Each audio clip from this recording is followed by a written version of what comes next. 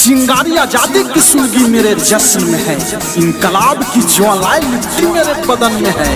मौत जहाँ जन्नत हो ये बात मेरे वतन में है, कुर्बानी का जज्बा जिंदा मेरे कफन में है। जान से प्यारा है मेरा वतन,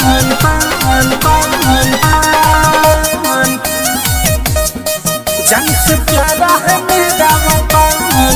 जय हिंद का नारा लगाएंगे, 15 अगस्त को झंडा फहराएंगे। जय हिंद का नारा लगाएंगे, 15 अगस्त को झंडा फहराएंगे। सीमा पर आए सुन पे बांध के कफन, हम तो मर मिट जाएंगे।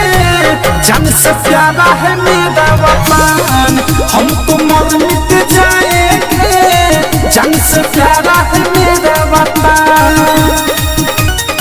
जान से प्यारा है मेरा वतन। दुश्मन की गोलियों का हम सामना करेंगे, आजाद है और आजाद ही रहेंगे। अनेकता में एकता ही देश की शान है, इसलिए मेरा भारत देश महान है।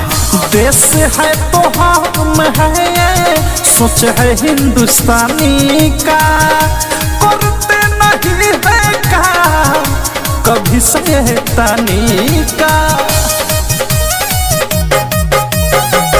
देश है तो हम है, सोच है हिंदुस्तानी का, करते नहीं है काम कभी शैतानी का। तीन रंग तिरंगा में मस्ता है मन, हम तो मर मिट जाएंगे। जान से प्यारा है मेरा वतन, हम तो मर मिट जाएंगे। जान से प्यारा है मेरा वतन, जान से प्यारा है मेरा वतन।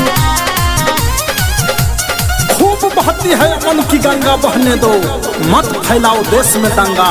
अमन चैन रहने दो, लाल हरे रंग में ना बांटो हमको, मेरे छत पर एक तिरंगा रहने दो।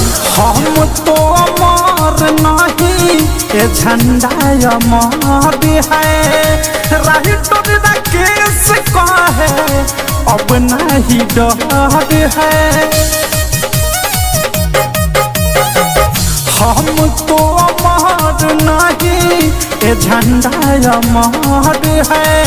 नित्य प्रियांशु कहे अब नहीं डर है। प्रेमी अनुराग कहे छोड़ छोड़,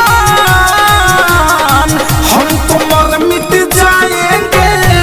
जान से प्यारा है मेरा वतन, हम तो मर मिट जाएंगे। जान से प्यारा है मेरा वतन।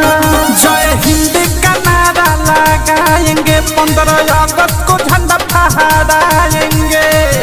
सीमा पर आए सुन पे बांध के कफन, हम तो मर मिट जाएंगे। जान से प्यारा है मेरा वतन, हम तो मर मिट जाएंगे। जान से प्यारा